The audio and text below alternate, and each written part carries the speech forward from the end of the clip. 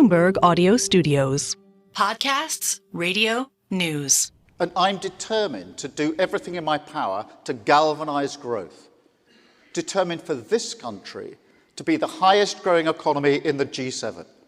That is our most important national mission. So you heard it there. Keir Starmer is on a mission to secure growth, but is it mission impossible? Hello, you're listening to Bloomberg UK Politics. I'm Caroline Hepker. And I'm Lizzy Burden. Welcome to the programme.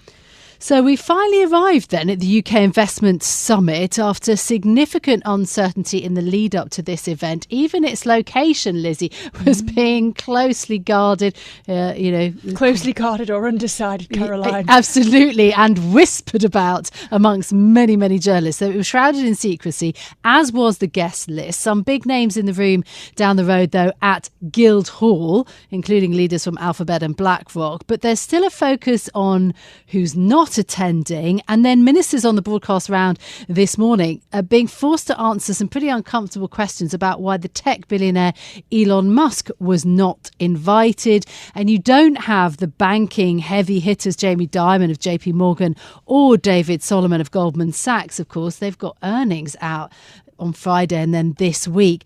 So the summit has kicked off. Many in the world of business, though, are still pretty concerned about the timing because the summit's coming ahead of the budget on the 30th of October. Exactly. Why not do the budget and then the investment summit? Give us more detail after we've had the policy. But Caroline, we know that Keir Starmer likes football and he's had a couple of last-minute lucky saves. First of all, he finally managed to appoint an investment minister in the form of Poppy Gustafsson, who you might know as the ex-CEO of Darktrace.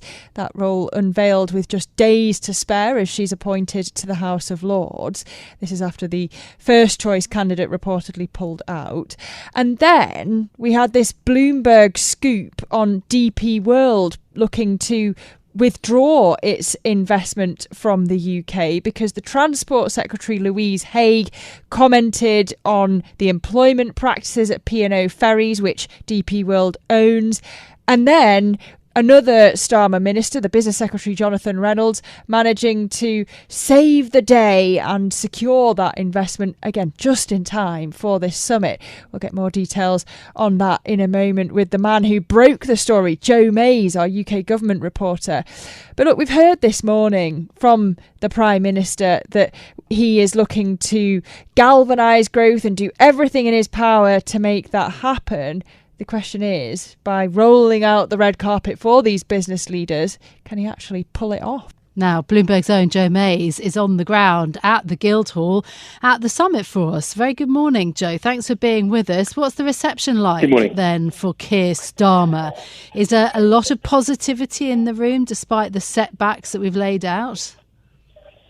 Well, it's been pretty warm so far. I mean, they are keeping media very separate from the main event. We've been buried in the crypt of the Guildhall. But what we've seen, there has been a pretty warm reception, a very packed out room. I think, investors just want to hear what is this government going to do differently from the previous administration. And will Starmer actually deliver on what he's saying, such as ripping out what he calls the red tape that is stopping growth from happening, changes to the planning system he talked about a lot just now. And then he talks up this big majority he has in Parliament. He says that's the thing that you can look at and say, look, these guys will get things done.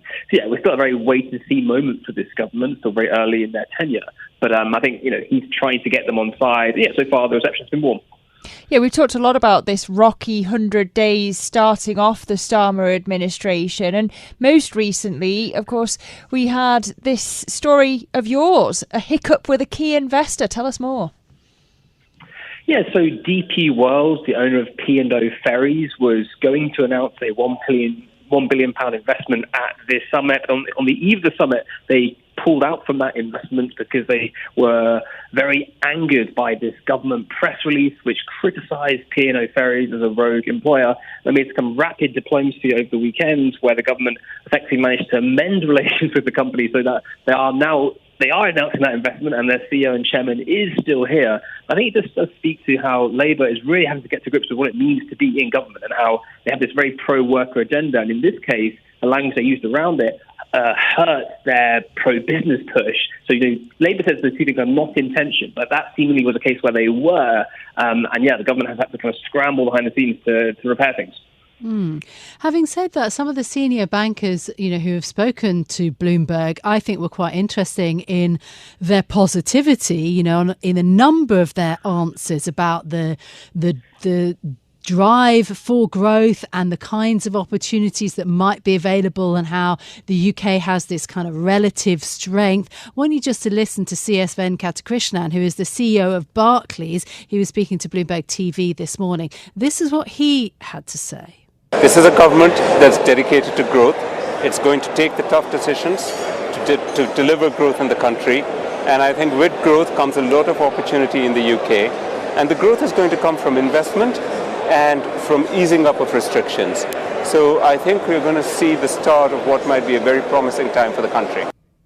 So that was CS Venkatakrishnan, the CEO of Barclays. I mean, talking about a very promising time for the country, that's quite different from the kind of grim slowing economic backdrop and the drop in consumer and business confidence. That's pretty good, isn't it, Joe? Yeah, I think it is pretty good. I think the key word you used was relative. Now, what is the relative position of the UK versus other places where investors might look, such as the US or other places in the EU? I think that relative question does look kind of favourable to the UK at the moment.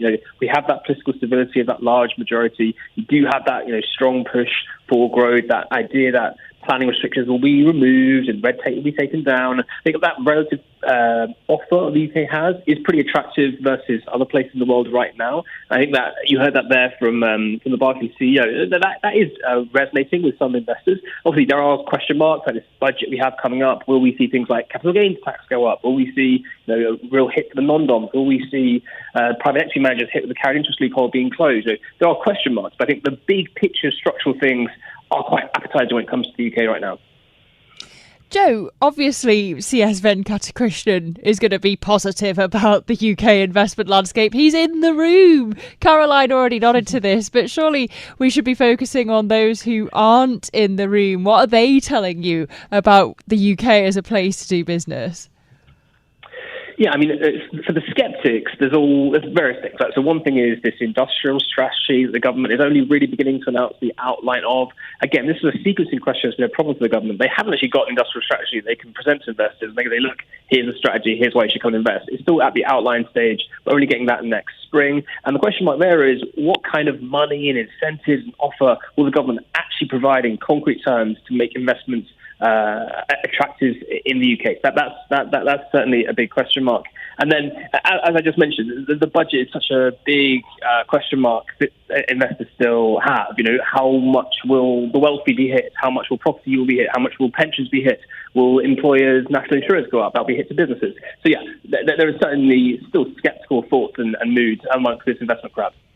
Yeah, indeed. And there are sort of specific sectors where, money is being made that the government may target. I mean, Bloomberg's been reporting about the gambling industry, for example, being one potential. So the uncertainty around the budget, I mean, do you think that is going to change in the next few days or weeks? Do you think that they're going to try to lay the roadmap? Because Lizzy and I this morning were talking to Julian Howard, who's Chief Multi-Asset Investment Strategist at GAM Investments.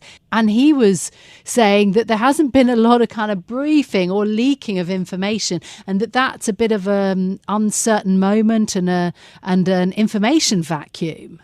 Yeah, I mean, I think chancellors are usually quite careful in the lead up to a budget. I think Rachel Reeves is particularly careful ahead of this one. So I think we're not really going to get too much clarity on big picture issues until the day of. And the other thing to think about is the change to the fiscal rules that we could see coming down the line, where we expect Rachel Reeves to give herself more room to borrow by perhaps changing the definition of what government debt is, perhaps lengthening the time horizon over which the fiscal rules have to be met. So that's another, in the eyes of some investors, a potential positive, because it could mean that there's more public investment in capital projects, which could get the economy going again. Obviously, gilt traders are worried that they might see more debt issuance, which could hurt gilt. So it's a pretty complex, nuanced picture around this budget, but no, I don't think we'll get too much clarity ahead of October 30th. Will be a very surprising day for us, because there'll be lots of stuff we hear which we weren't expecting. I mean, surely you could see that the other way, that, yes, Julian Howard was complaining about the government's communications, but actually surely not leaking is quite a healthy thing for the Treasury, and it shows discipline in Downing Street, especially with the fiscal rules. You've seen it, kind of the Chancellor herself dropping hints that this change is going to come. Is that a more generous but actually quite realistic way of viewing the government's communication strategy with regard to this budget? Yeah, no, it's a fair point. I remember before Rachel Reeves became Chancellor, her advisor saying to me, when we have a budget, we're not going to be leaking things left, right and centre. We're going to respect the House of Commons and so on. But, there is an advantage in having some things trailed ahead of time because you can fly kites, so to speak. If something goes down very badly when it's trailed, we'll just not include it in the budget. So it's the riskier budget if you're saving things up to all land it on one day. And also, you won't get as much coverage of the good things you do if you put them all on budget day, because if there's one thing that goes badly, that becomes the entire story, and you don't get any kind of coverage of the nice things you might have done. So it's a tricky media strategy ahead of a budget. Yeah, absolutely. I mean, I'd say the even bigger and trickier issue is that we've had a lot of promises of delivering economic growth, and there's the correct understanding that is what is needed to lift the UK, to lift wages. But actually how you get there is much more difficult. I mean, other countries have tried, and indeed implement much more frameworked sort of industrial policies to greater and lesser success. It's a very, very difficult thing that the government's got to deliver, i.e. increase productivity and, deliver on infrastructure and education. This is a big ask, isn't it? Yeah, it is. And these are very long-term things to get going. I mean, things that the government does now, we might only really see the kind of fruits of that in at least years to come. So it'll be a very kind of slow-moving story, I think. And it'll be hard for us to kind of cast a verdict on, has this Labour government succeeded in achieving economic growth? We'll probably only be able to say that in 4 or 5 years' time, and we'll be fighting up to the next election. So, yeah, a difficult one to call, and yet to achieve, for sure. But I think, as Starmer said today, they think the large parliamentary majority does mean they can do things that previous governments couldn't do, whether that comes to unpopular decisions around planning, regulation, really doing things that will annoy people, like taking very basic things like building extra pylons, infrastructure to boost the grid connections, which clean energy firms say is exactly what's needed to get that sector going. Just one example, but I think that's where this government thinks they do have like a competitive advantage that they can exploit. Well, they're not doing it in my backyard. Joe May's on the ground for us at International Investment Summit. We thank you for your reporting and for that scoop on DP World. Great reporting. Yeah, absolutely. So business leaders, ministers all gathered at the Guildhall here in the City of London for this summit. There's also going to be a reception, of course, by the King Charles at St Paul's Cathedral. So we know the venue. We have all the people in town. It's whether or not the government is going to be able to really announce this crowding in of private investment that they've been so, desperate to tout and so keen to sort of say that they're going to back. They now are at the beginning of that road of actually having to deliver. £50 billion being pumped into the economy and £24 billion of it announced last week. Let's see if he can do more to impress us, Caroline. That's it for the programme for today. If you like it, don't forget to subscribe and give it 5 stars so other people can find us on Apple Podcasts, Spotify or wherever you listen. This episode was produced by Tiwa Adebayo. Our audio engineer was Sean Guastamakia. I'm Caroline Hepker. And I'm Lizzy Burden. We'll be back with more tomorrow. This is Bloomberg. Bloomberg UK Politics. Listen weekdays at noon on DAB Digital Radio in London.